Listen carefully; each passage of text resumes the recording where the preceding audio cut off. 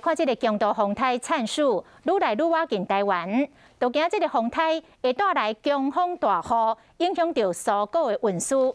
行政院长苏贞昌专工到云林的果菜生产合作社来看这个包装甲运输链的状况。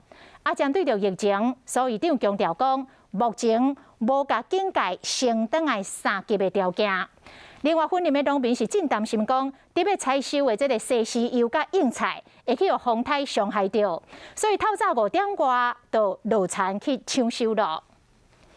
农友透早就做事，因为风台要来，赶紧抢收硬菜。你几点来烤？5点半啦。哦，5点半就来烤啊！还没到5点半就要到田里了啦。阿妈有够无闲，要甲强烈风台铲树抢时间。菜农讲，目前油菜类平均计价每公斤是30几块，各类菜较贵，每公斤是50-60块。要过到8月初大雨当上青菜生产区的时有较伤。碳风雨还未来跟生产，因为每1公斤达到100块钱，就等于小叶菜完全受损，那反而对我们而言是没有经济效益的啦。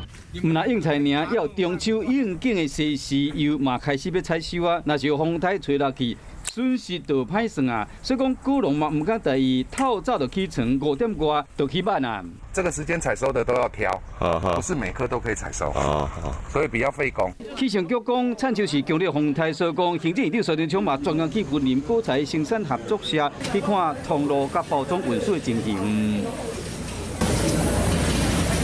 除了关心风台影响，苏贞昌对着疫情嘛提出中央上新的政策。